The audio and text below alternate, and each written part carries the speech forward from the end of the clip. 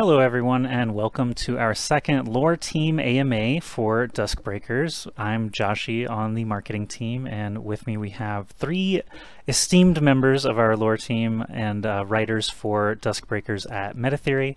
Let's start off, we'll go one by one and introduce them, the role that they play here and some of the work they do behind the scenes. Molly, you were here with us in the first session. Let's just remind everyone about what you do here.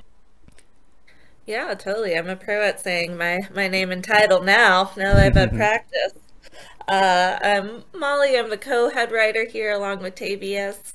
And I work on both like the world building lore side and also the narrative design side for all of our narratives across like the games, comic, and other media outlets that we can't talk about yet. Excellent. And Sim, you were also with us in the first session. Thanks again for joining us here tonight. Let's just reintroduce the audience to what you do here at DuskBreakers. Sure. My name is Sim. I do primarily world building and the science fiction or the science aspects of DuskBreakers. For example, you know, if we want to figure out how the gribbles work, or how you go about constructing a space elevator, that's usually what I work on. Not so much characters or narrative. Gotcha. So the more hard science explanations of things. And then Yeah, and just kind of the science fiction in general as well, like I'm like exploring the for example, like different types of weapons, you know, different types of armor and stuff that you typically see in science fiction, and how that fits into the world building. Excellent. And now, for the first time tonight, we have Tavius. Please do let everyone know your role at Metatheory and the kind of work you do behind the scenes. Yes. Hello, I am Tavius. I am a co-head writer with Molly, as Molly spoke of. We have been here since the early days, pre-Dustbreaker days.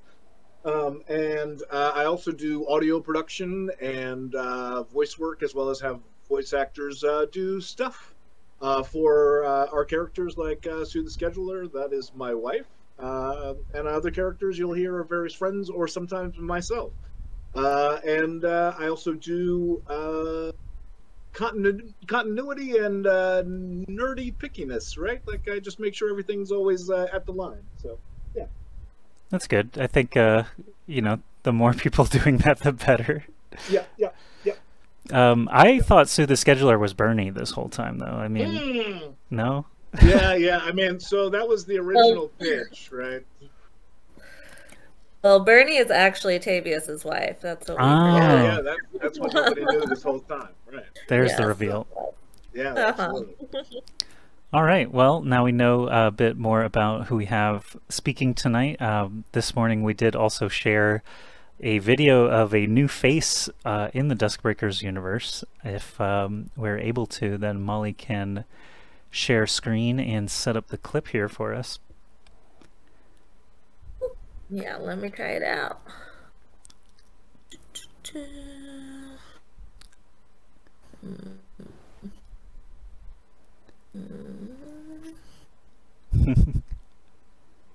I will also attempt. Hang on. Okay, I will not attempt. I will sit here and enjoy. I think I got it. Give me one more second. I think awkward silences is what make art. Yeah, that's why Joshi, you are the tuber and I am not. Ah, I see a screen Will that appears. work? Yes, it does. I did it. All right, now let's sit back, listen, and enjoy. Oop. Or not. Perhaps. Hello, my fellow It's working. truth seekers. This is Rain Skavorsky, and I'm here to expose the lies that Dust Tech wants us to believe. This is the story of how we ended up here, in this dystopia, in this world ruled by the corporations, and it's not what they want you to think. This whole thing started in 2025, the good old days. When we returned to the moon, we were on the brink of creating true AI, and we were on the path to reverse the effects of climate change. But as we all know, the sun had other plans. That same year, a massive burst of plasma erupted from the sun and triggered a geomagnetic storm that destroyed our electric grids, satellites, and gas lines. Every inch of the world was plunged into darkness. And then the pure chaos began. Governments struggled to maintain control, and soon warlords emerged. They controlled the food, water, and fuel, and their power grew as the world fell apart. In 2029, the fighting reached a state of equilibrium as the warlords became quasi-states, each controlling a few fortified cities. They forced their subjects to work for them in exchange for protection. These neo-feudal nations eventually overtook a few remaining pre-birth governments entirely. Energy infrastructure expanded and corporations resurfaced. Oligarchs loyal to those warlords ran most of the corporations, creating monopolies, and by the 2070s, the oligarchs had ousted the old generals turned lords, and the corporate states were born. And just when we thought things couldn't get any worse, the Dusk arrived in 2082. The nations of Africa, the only nations fighting for a sustainable future, were distracted by the Dusk and the salvation we all hoped it would bring. From their allegiance with the worldwide corporate oligarchs, Dusk Tech was born. But let me tell you, my friends, the Dusk is not what it seems. The ruling elite want us to believe that the crew of the Dusk is dead, that ship is derelict, but how do we know that? What if it's a weapon? What if it's here to watch us like ants in an ant farm? Nobody really knows, but Dusk Tech thinks it do. They assume the most profitable explanation, the one that justifies careless exploitation and the conversion of thousands of regular humans into cybernetic laborers. A space elevator built from the materials pulled from the depths of the Dusk now connects to the very place where humanity was born, spanning a distance of 36,000 kilometers like a giant umbilical cord. With it, Dusk Tech is recklessly stealing technology from an advanced civilization, acting like a child playing with a dangerous weapon. We have abundant resources on Earth that we should be utilizing to save ourselves. It is time for us to step up and be brave and rely on our own capabilities. If we fail to do so, we may bring upon ourselves a disaster that will make the burst pale in comparison. This is Rain Skavorsky signing off from the Shadow Pirate Stream. Keep fighting and keep dancing.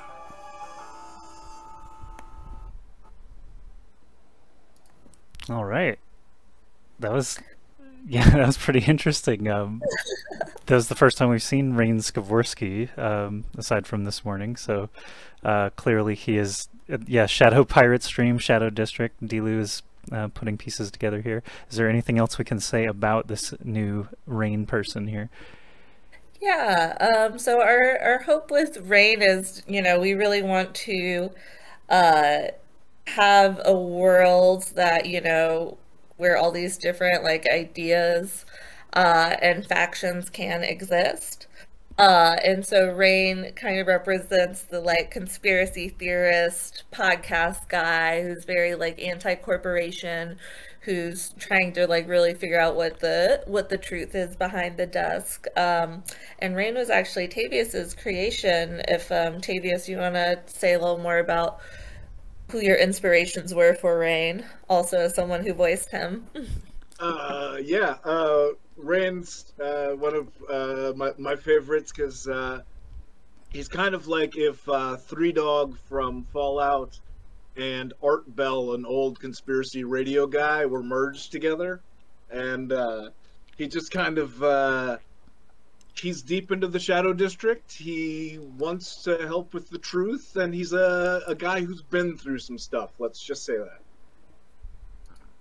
Awesome. So I'm curious, I guess, timeline-wise, I know that he could not have been alive during, you know, the actual burst or the immediate following. So I'm curious now, like, what sort of knowledge base survived for him to draw from and make these, you know, conspiracy theories from.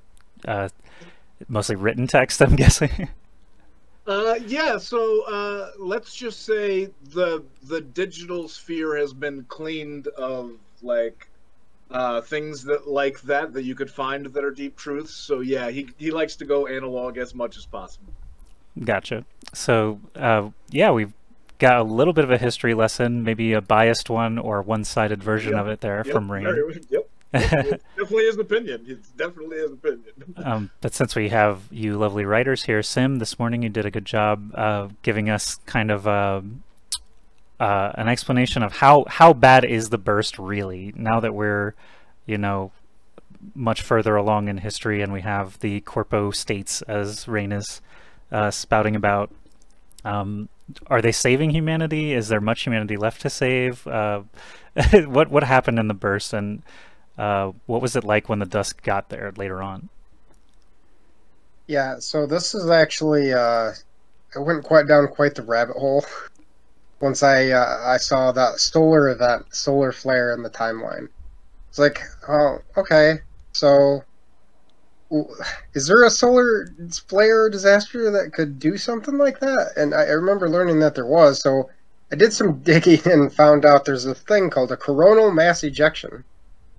So imagine a bubble of plasma belched out from the sun that's much, much, much larger than the Earth, traveling like over 10,000 kilometers per second. So I mean, it's just a bunch of basically black plasma or gas. Like, you wouldn't think, even if it's really big, it would hurt much. But what happens is, because it's charged, plasma has an electric charge, so it hits the magnetic sphere, or magnetosphere of the Earth, the big magnetic field around the Earth, and it distorts it.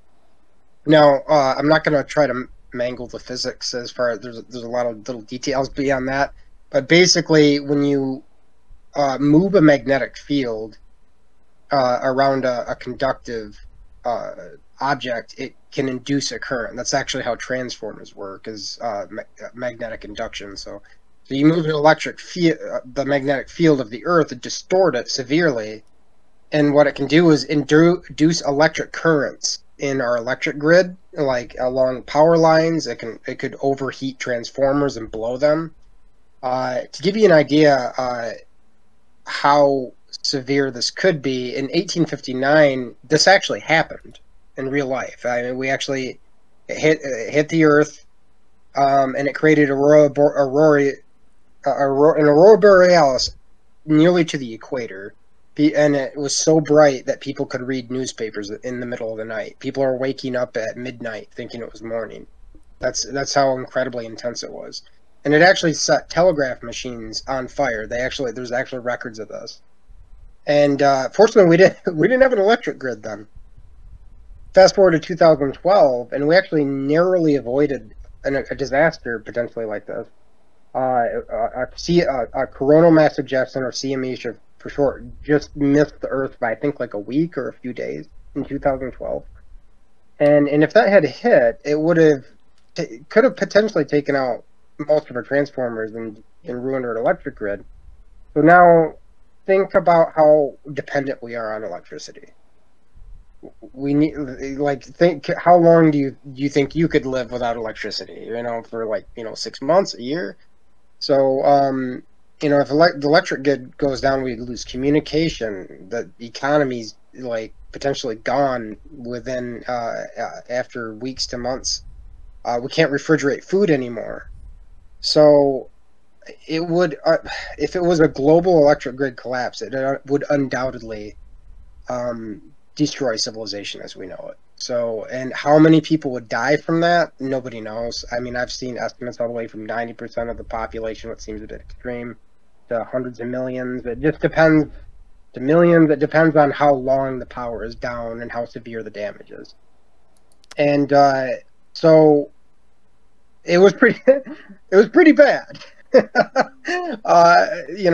Total societal collapse, which is why Rain Kavorsky was talking about how warlords came to power, and it took decades before then we had corporations, and those maybe formed oligarchies, and it was almost like we reran things back to the 19th century. So when the Dusk arrives, around the time the Dusk arrives, civilization has mostly recovered in the sense of that it's got a functioning electric grid, a lot of communication technology is still working, political borders and governments are completely changed.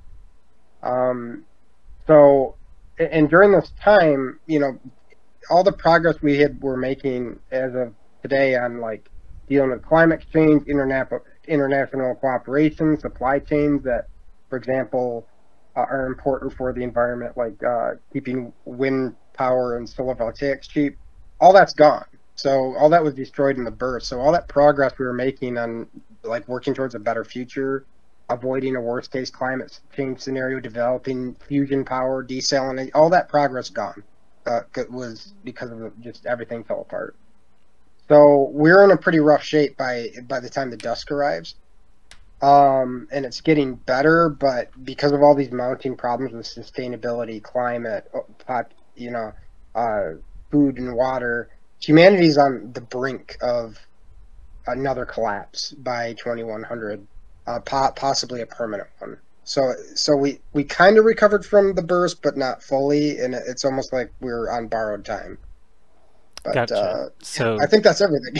Yeah. So the gist is, one big cosmic event, essentially. Even though humanity is kind of hurtling toward an extinction event anyway, this was a big solar flare that could happen anytime, honestly. And we've just kind of built ourselves into a corner with our electronic grid and everything. So passage of time, resources get collected, we get these corpo governments to add some structure to the world, and now the Dusk basically is full of goodies, as Dusk Tech sees it supposedly, and begins morphing regular surviving humans into these breakers that can safely explore the Dusk. So now that the Dusk is here, we've got to construct an elevator. We've got to actually figure out how to get people aboard. So I think, Molly, earlier today we mentioned Dr. Lindaway and some of the first DuskBreakers. So who were these people that saw a giant floating balloon full of goodies and said, we'll go take a look first? Yes, they saw it as a piñata and ran up to burst it. Yeah, I'm happy to give kind of an overview on it, and then Tavius, if you want to add anything, feel free to. So we positioned Dr. Ayenda Lindaway as kind of our hero character, who is the first one to discover the Duskite orb, which is the entranceway into the Dusk, and because she her eyes glowed when the Dusk arrived, she's just like has this physical connection with it. She realizes that she's able to pass through the orb, and morphs into a cybernetic being. She kind of figures out, oh, this is the way we get into the ship. I need to find more people like me. And so she assembles a special team, both of people she knows and people who are thrust upon her by the corporate governments that are funding her trips to the Dusk at this time, which is before the space elevator even existed. So they're having to go up by rocket. So she recruits Makono, who is her childhood friend, and both Lindaway and Makono are from around the general area of what used to be the Democratic Republic of the Congo, which is where which is where the Dusk is stationed itself, above the birthplace of humanity, as Rain Skavorsky said. And so Makono is kind of like a tank type. He's a giant friendly teddy bear who is very like optimistic and ready to save the world.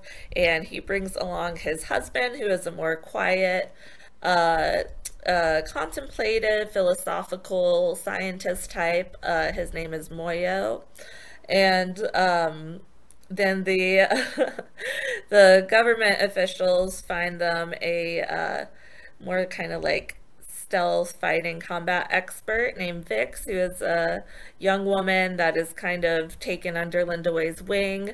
And rounding off the crew, we have the very flavorful character of Tundle Fisher, who's this kind of like shady, older, white dude, but who does end up being able to pass through the Duskite Orb and become a breaker. So yeah, it's this ragtag team of 5. Tundle is the best. Who are for the first few years like going up inside the ship on this rocket. Soon they figure out more about what this material is and figure out how to build the space elevator. Tundle Fisher famously, when he has his first death and resurrection experience on the Dusk, sees that as a religious experience and takes that and starts the Believers of the Broken cult. So as the years go on, the Alpha would not say they're a cult. I don't think he thinks it's not a cult. It's just a way of belief, right? Yes, it's just it's just correct. Yeah, it's just called being correct. Yeah, it's called the right way to think. That's yes. Yes. It's just called having the correct religion. That also makes money. Absolutely. So yes, he discovers the true God, and yeah, so that's as the years progress. It's like a decade to 15 years in when our story starts, when we reach the first like 10K of recruiting breakers, and then by this time the Alpha team has kind of all separated. Vix is still doing stuff for Tundle and more doing like stealth missions. Moyo and Makono have retired and opened a tea and bar restaurant called Double M's. Tundle's not called Accurate Religion is thriving, and Linda Way has become kind of like separate and more mysterious, more kept to her own, doing her own research, but no one quite knows what's going on with her. So that is the full timeline of the Alpha team for you, Joshi. Great. What are some inspirations for those characters? Yeah, that's a good question. I kind of think of Makono as like, who is the dad in the Jordan Peele movie Us, Tavius? Oh, yeah. I don't know the actor, but even that character, just like the dad of the group, like the funny, kind teddy bear, big muscly dad who's also there to protect you. Yeah, I mean, I think when we were, Winston, you're correct. You're correct. Yeah, Winston Duke. I mean, when we were first coming out with these, we were kind of thinking about archetypes, right? We were thinking about 5 different sort of archetypes of personalities and what's a good energy for that. So we kind of landed on 5 similar types. So you kind of have like the fighter, the tank, the technician, those sort of things in this group. That's kind of what we were originally thinking, I think. Correct, Molly? Yeah, we started from kind of, the same way you build your RPG group team, with their specialized skills, and then added in what we thought would be interesting relationships to have amongst them, and thinking about how those relationships would change over the course of their time working together. We wanted Linda Way to kind of be this, like, mysterious, almost godlike figure that also gets, like, put on a pedestal whether she wants to or not. Yep, and somebody who chooses to be a leader and is chosen to be a leader, and sometimes the line blurs which one's which, right? Gotcha. So why Tavius is Tundle the best? Because Tundle is the best because he took it the weirdest way possible, right? Like everybody else is dealing with very realistic personal experiences that make them develop as characters. And he just thought he was right and just went for it entirely. Gotcha.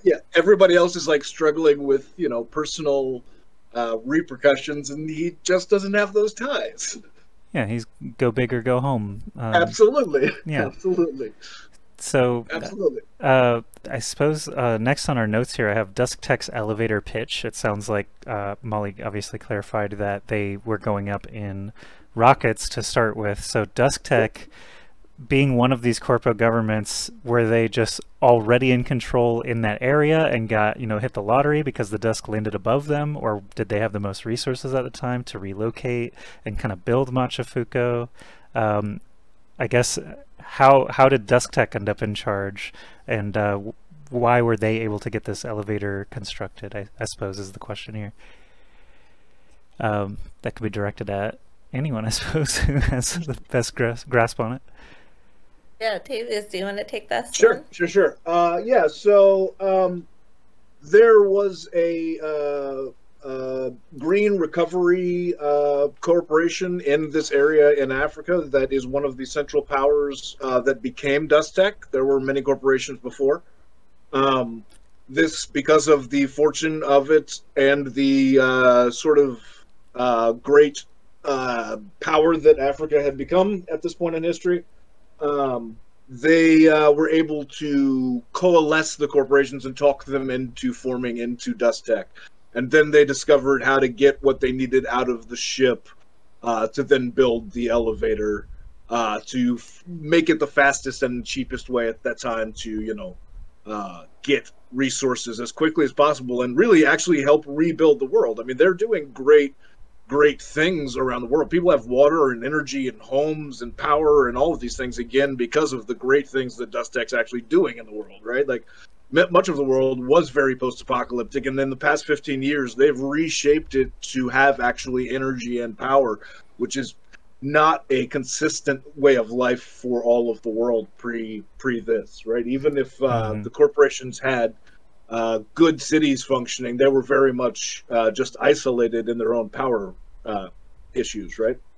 Yeah, totally. Yeah, we wanted to try to build a world where, again, we have this two faction people who are like pro DuskTech or anti DuskTech, but the pro DuskTech is doing good work out there. Yeah, absolutely. They are helping in a lot of ways. And yeah, as far as the question too about Machifuko, we wanted we want to make it this like kind of gold rush city that pops up overnight. And Sim, I think you did some research on like comparable cities like that. I don't know if you remember any. Totally fine if you don't, but yeah, what I did is look at the fastest growing populations in the world, and I think it was Dubai.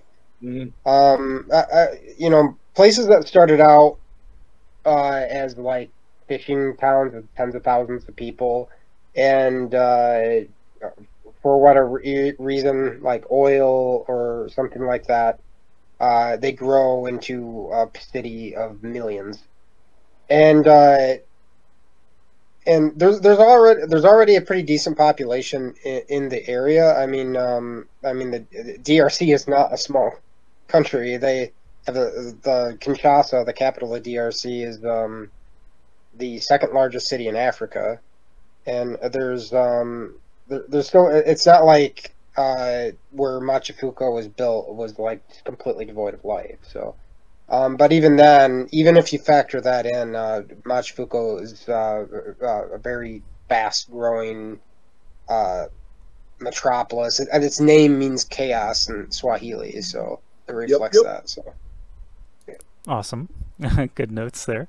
It was like a joke name that went too far. It's fitting now, yeah. So the elevator itself, Sim, you spoke this morning about some of the research that you did for something like, a space elevator. Obviously, it's a pretty complex structure that doesn't actually exist on Earth yet, but you were saying that it is at least feasible in many ways. Yeah, so this is actually a really old idea. I think it's at least, it goes, I feel bad that I forget his name, but it was a Russian physicist, I believe, who came up with the idea. It's just this old idea of, hey, instead of making a giant bomb that you ride on, with that just like explodes slowly. We call that a rocket. Instead of building a rocket, which is limited by the rocket equation, you have this problem of you have to propel your fuel with your payload. So one of the potentially most elegant ways to get into space is just build a really tall structure. Build a really tall tower or a really long like cable for an elevator. It's a great idea, but until recently, we didn't think there was anything in the universe strong enough to serve as a cable, because it would, in order to get to geostationary orbit, it has to be 36,000 kilometers long, not including the counterweight that has to keep it tight. So the weight of the tether itself would be so great it just snaps, right, after a certain point. But in recent years, thanks to advances in nanotechnology, with usually like what they call carbon allotropes, different configurations of carbon molecules, that it's kind of like diamond or graphite. They realize they could potentially make something like called carbon nanotubes or graphene, and these materials are like estimated to be like 200 times stronger than steel. So imagine like a one molecule thick heat that could like hold the weight of an elephant. So this is potentially the strongest material possible that we can conceive of. The problem now, we can just make a 36,000 mile long kilometer out of it. We can. I think South Korea holds the record for making like a sheet of graphene that's a meter long, and I think it takes like 2 hours to do it or something like that. I think I did the math trying to figure out how long it would take to build it, and it would be like decades just to make one cable. And but technology. That's why we have Duskite. Yeah, well, but keep in mind a super ship from no one knows where. Right. Well, what I'm saying is, though, that's current technology. I mean, by 2050 or late 21st century, there could be breakthroughs in manufacturing graphene in arbitrary lengths very efficiently. We don't know. We just haven't gotten that far technologically. If we can do that, basically you launch a big, kind of like a big ball of yarn, only graphene, up into geostationary orbit, and unwind the tether and lower the tether down to the Earth and anchor it. And then you extend a counterweight in the other direction. In our case, the counterweight is the dust, this giant ship. So that's very convenient for that purpose. Otherwise, we could use a space station or a large asteroid, just something equally massive going in the other direction. That acts as a counterweight, so the Earth is spinning. So it's like if you take a ball on the end of a string and spin it around your head, the centrifugal force will pull it tight. So it's like a big ball swinging around the Earth. Then now you can send an elevator car up and down it at like with orders of magnitude less cost. I think it's like 100 times cheaper potentially if we could build something like this. That to send a payload into orbit than sending a giant rocket that has 1 in 100 chance of exploding. So. Yeah, I mean, it's something we may see if you're young enough. I don't know if I'll live to see it, but it's something some of us may see in our lifetimes. It is a real physical possibility. There's nothing in the laws of physics that we know of yet that says this is completely impossible. All right. I'm going to live forever, so I'll see it. Excellent. Also a good perspective to have. You only live once, but you live forever. So it's absolutely. It's just perfectly fine. So now that we've got a great frame of reference on where Earth was, where Earth is now with the dusk above it, and the first Alpha team that went aboard, let's fast forward just a little bit to where Twilight Shift kind of takes place, which is we've got 10,000 breakers, we've got the Red Warrens that we've now explored at least a little bit of. We have this functioning space elevator that is, bringing these materials back to Earth. Let's, I guess, get the audience sort of caught up on what are we doing? Like what is happening now up in the dusk? with our 10,000 breakers, the Dusk Tech are they controlling every aspect of these breakers' lives? Are they just sending them on missions because they can? They have the ability to gather these materials. What's the ongoing purpose now that we've got all this established?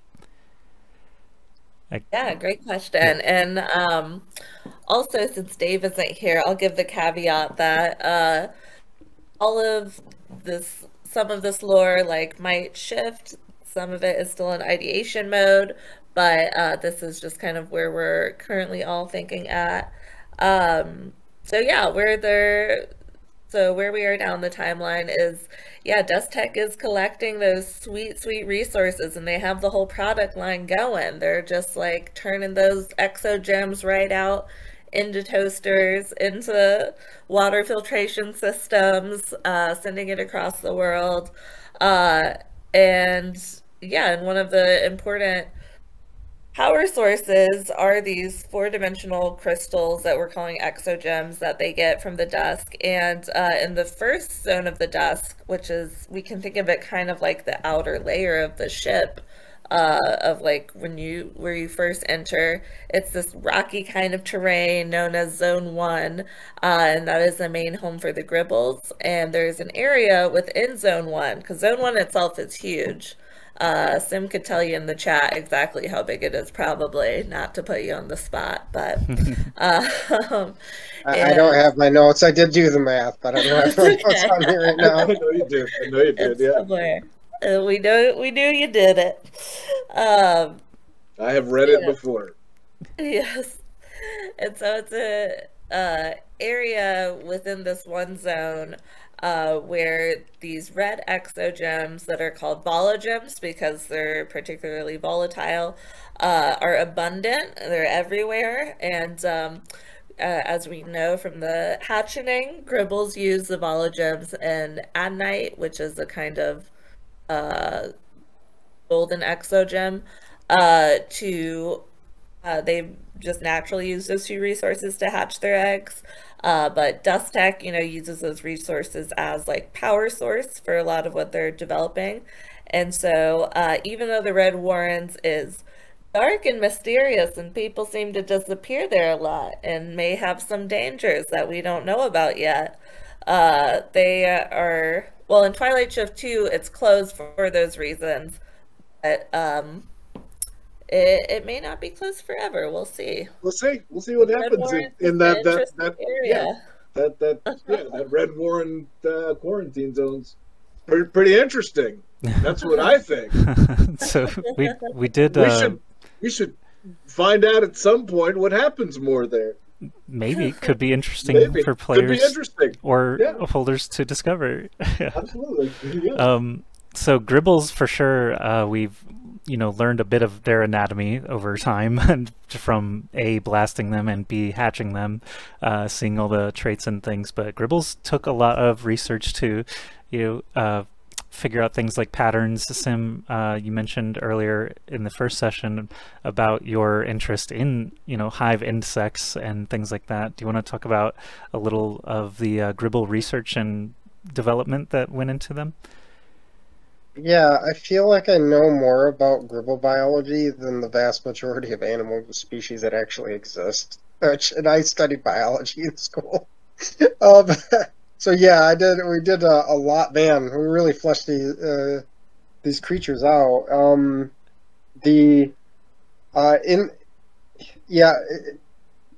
love learning about use. The term is eusocial. What you hear a lot in like science fiction is hive mind or hive creature or something like that. Only bees have hive. The technical term us biology nerds use is eusociality or eusocial. And that just means truly social, like really social. And these are species usually that have like a caste structure, which means they have like a queen.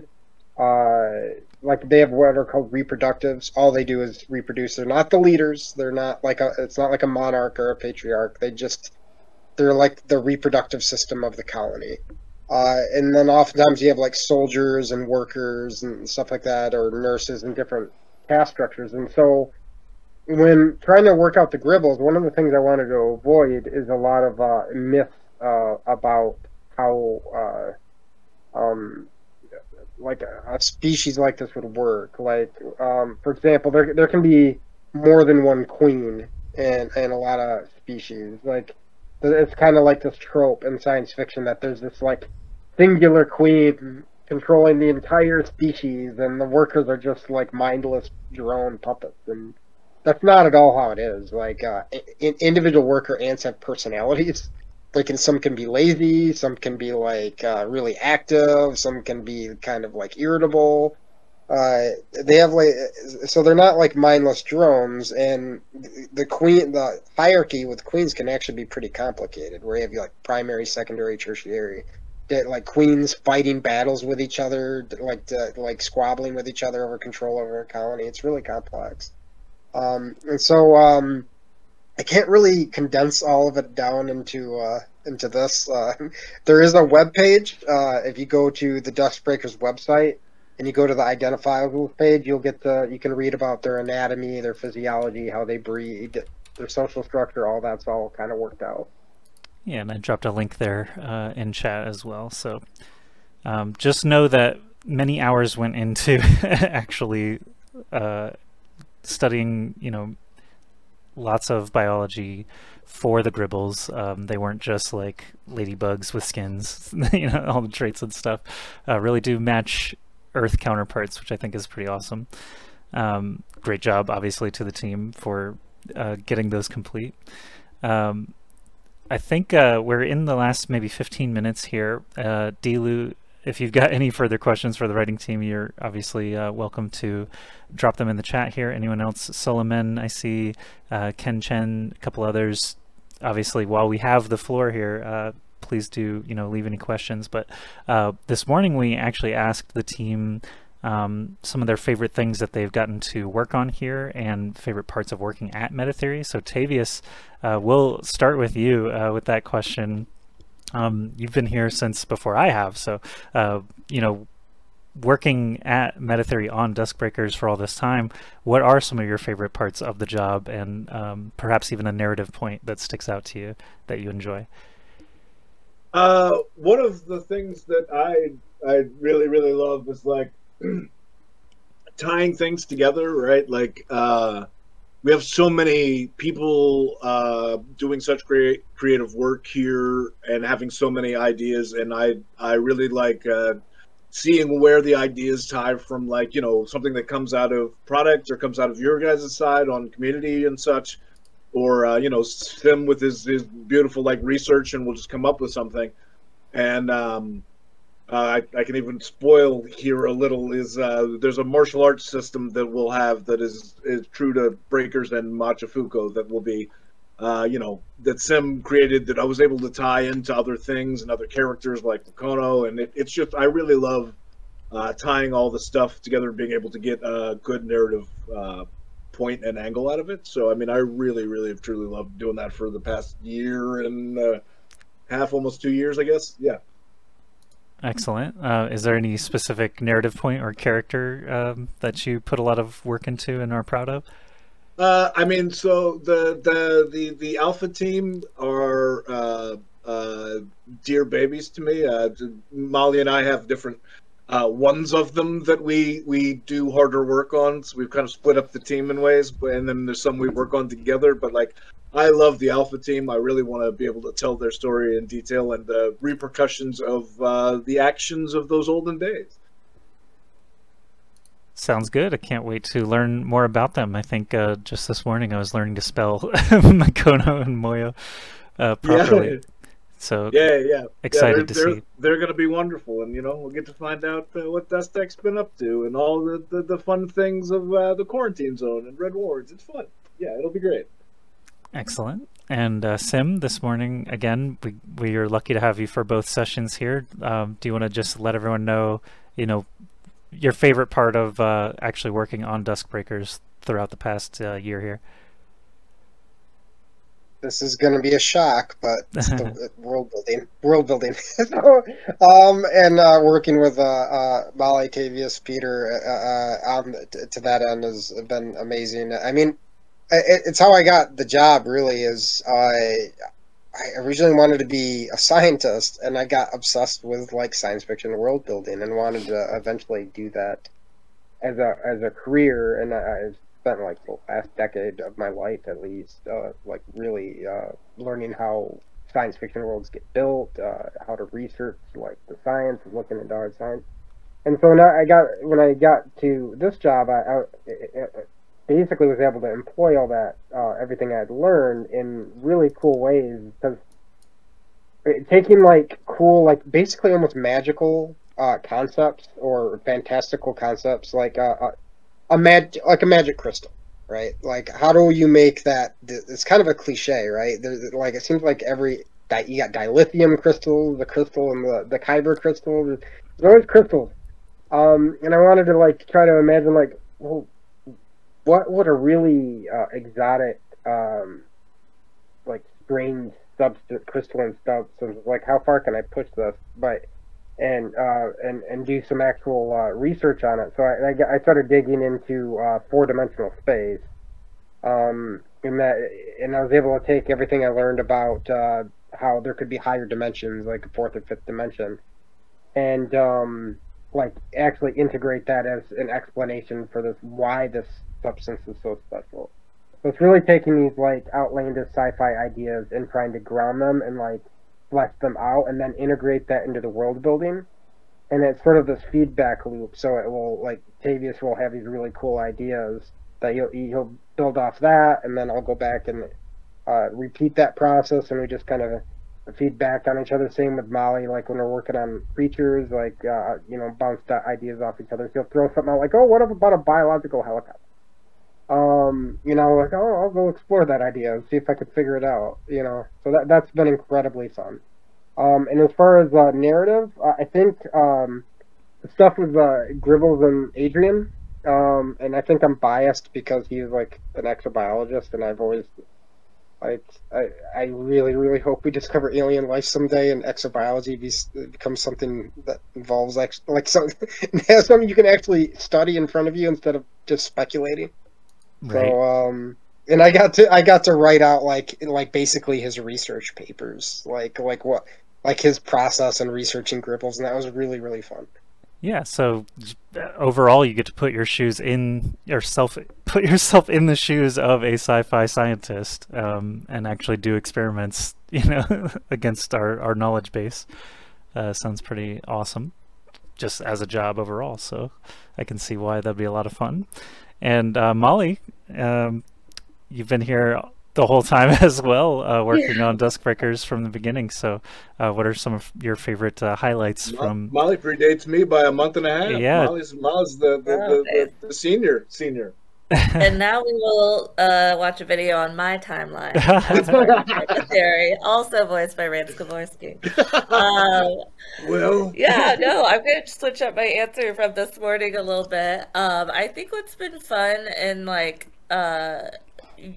trying to figure out the stories, trying to figure out what narratives we want to tell in this world while building the world, is getting the opportunity to play around in a bunch of different genres. And I love genres. I come from a background where I love to take genre tropes of like comedy, horror, fantasy, and see how I could twist those tropes. And so yeah, it's cool getting to like work in a world where we can have more like horror-based stories or comedic-based stories, along with like the sci-fi and action of it all. Yeah, so I'm excited for the future when we get to release more of those stories that we've been working on.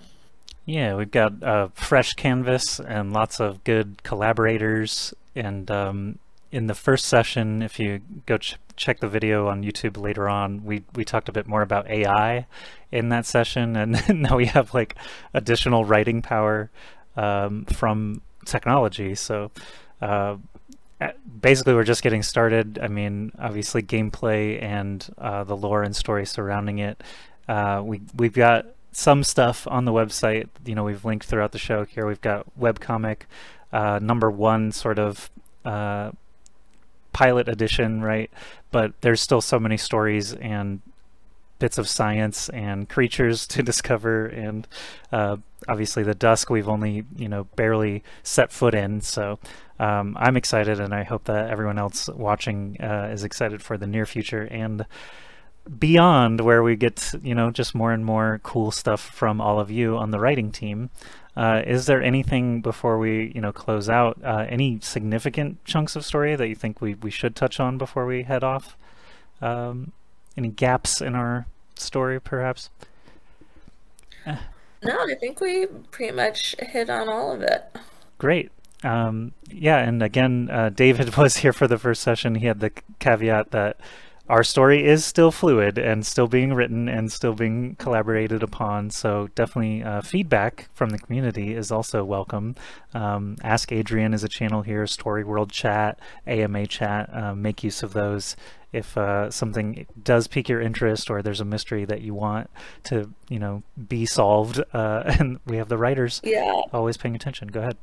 Totally, we do check those chats, so yeah, please feel free to reach out and start a conversation with us in those. And yeah, our goal with creating this world is to not only tell our own stories, but get to a place where then we can more collaboratively tell stories with our audience as well. So we're excited for that. Cool.